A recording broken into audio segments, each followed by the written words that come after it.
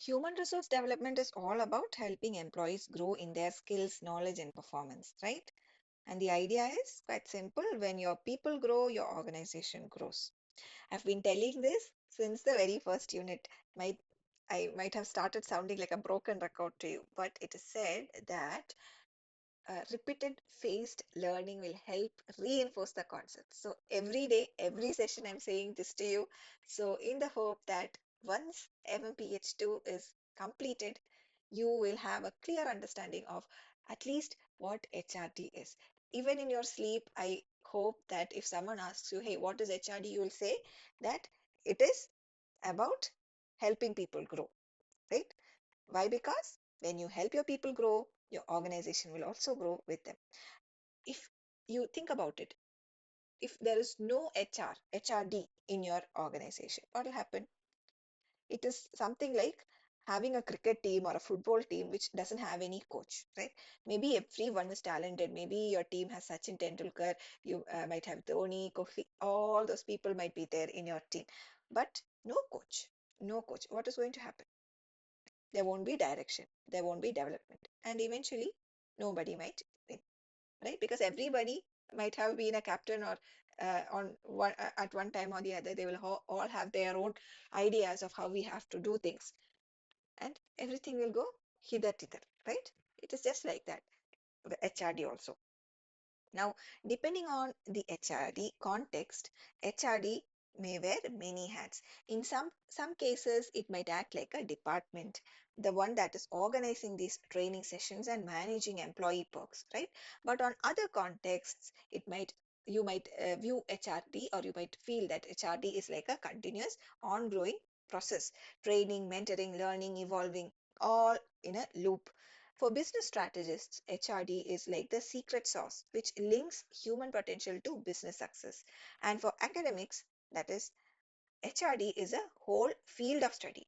It involves a lot of theories, models, competency metrics, behavioral assessment, all those sorts of things, right? So you can think of HRD like a biryani. There are different layers, but if you mix it properly, it is deliciously effective. Now, the main functions of HRD is all about supporting the employees at every stage of their work, right? From hiring the right people and to giving them proper induction, training, feedback, and even helping them plan their career path. HRD will do all of it. It also takes care of the compensation and benefits, right? It handles workplace issues, supports wellness programs, encourages diversity and inclusion, everything. In today's times, human resource development even manages remote work strategies and helps build a digital savvy workforce. Basically, it is like the power bank of organization. It keeps the human energy charged and future ready, you can say. Now, the concept of HRD is not just about running a few training programs and calling it a day. No, no, no. It is all about strategically aligning the employee growth with the business goals. It ensures that people in the organization are not only doing their jobs, but they are also constantly learning, they are improving, and they are staying engaged. This helps tackle changes like digital transformation or new competitors. It ensures that there's always someone ready to take over key roles. That is succession planning. And it also creates a very healthy work culture where a, where people, a culture where people feel included, where they feel valued, and where they feel heard. And the best part is that HRD promotes continuous improvement. The idea that learning never really stops, right? Even if you are doing MBA also, it's not going to stop. Nowadays, earlier and all, when I was a child, they used to say that if you become a doctor, you can never stop learning because new diseases keep on coming. And at that time, there were other jobs which offered a relatively stable kind of work. You learn something, you keep on doing it without much changes every other day for the rest of your life, right? But nowadays, everything has changed. No matter what job you're doing, learning is necessary. You cannot do without learning, right? Haven't you felt that way? Yeah. So over the years, HRD has evolved faster and faster than our mobile phone updates, we can say. Earlier, HRD was mostly about hiring and basic training on the job, but today it is a strategic function. It uses data, it uses analytics, and even AI to plan the workforce development.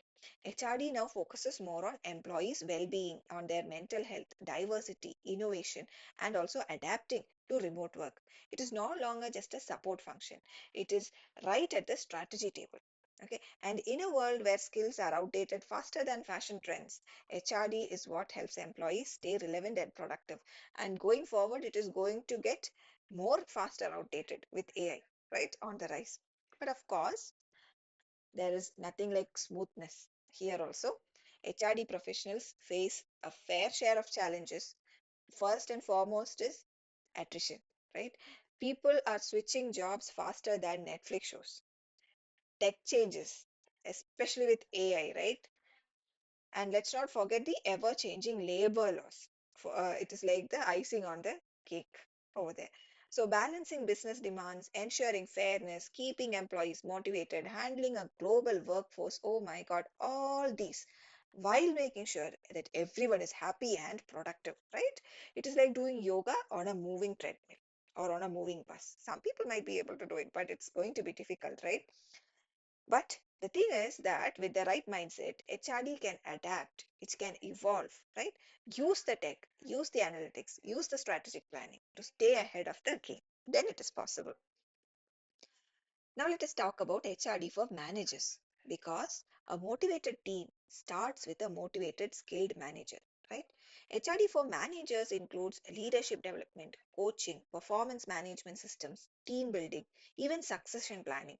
Managers are also trained in handling change, in conflict resolution, building inclusive teams, right? Simply put, if you say employees, if employees are like the players, then HRD ensures the managers are world class coaches, that they are trained and they are supported and that they are ready to lead, right? The HR department's role for employees is also just as vital, right? We talked about HRD for managers. Let us talk a little about HRD for employees. It supports recruitment, it ensures smooth onboarding, right? Nobody likes to start a new job, and sit clueless, right? It organizes training, it conducts performance reviews, it encourages employee engagement, and of course, it also promotes yoga sessions, right? Even mental wellness breaks also happen. So, in short, you can say that HRD is not just there to give rules or anything, it is there to help employees feel heard, feel supported, feel ready to grow, right? But all is good. So, can you tell me why HRD is so important by now? I hope you are in a good position to tell me why HRD is important. Can you write down? Can you please pause the video and write down in the comments why as to why you think HRD is important after hearing all my talk? I hope you will be doing that. Let us continue our session.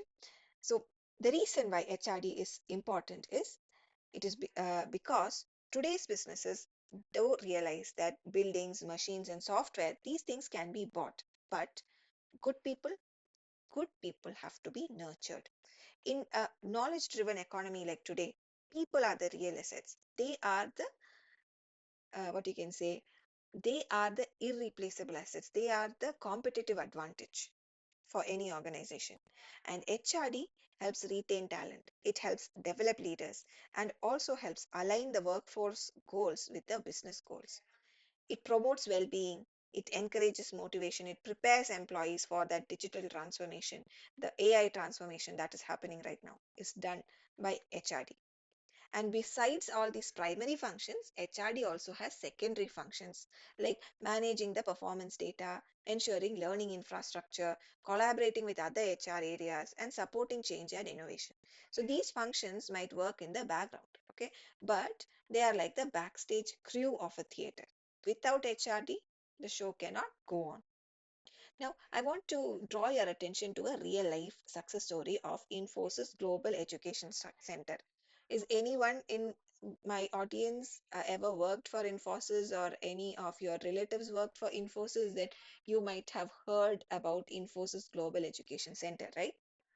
This is a center created by Infosys, where fresh graduates are trained in everything from coding to soft skills. It and makes them industry ready. Okay, and it is not just a classroom setup there, but rather you can think of it as a hub of learning, of innovation, and continuous development. Because Infosys realized that investing in people before even they start working can pay off in long term loyalty, performance, and brand value. So, their model actually shows how HRD is not simply some theory in some book, but rather a smart business strategy. Okay. Uh, just like Infosys, even TCS also has such education centers also. And if you know about any other organization that have something like this, please do comment in the comment section so that we are all aware of it. Now, before we wind up, I want you to understand the role of an HRD professional as a consultant, right? HRD professionals do act like internal consultants. How do they do that? These experts assess the organizational needs, they design the training and evaluation outcomes, and support change and help build a culture of learning and development in the organization. So, that is why you can think of HRD professionals as internal consultants. You can think of them as doctors, right? They diagnose the problem, they prescribe learning solutions, and they check for progress also. And there are two more important tools in HRD, which I also want to draw your attention towards. That is competency mapping and succession planning. Succession planning is nothing but preparing people to take over leadership roles if the boss leaves, right? So that if a senior manager resigns, the whole organization or that whole department should not come to a standstill. There must be someone in the organization who can step up and into their shoes, right? And competency mapping will help identify what skills are needed for each job and whether the employees have them. It is kind of like checking if your toolbox has the right tools for a repair job, right? So, to sum up, I can say that HRD is no longer just a support department, but rather it is a powerhouse which helps employees grow, which keeps businesses competitive, and builds a positive, inclusive, and productive workplace. Whether it is through training, mentoring, wellness programs, leadership development, doesn't matter. HRD is all about unlocking the full potential of people in their roles within the organization, right? If I sound like a broken record, I'm extremely sorry, but I really, really want to drive home these points to you so that you never forget it. Okay. So until I see you in the next unit, in the next session, thank you so much. Take care. Bye bye.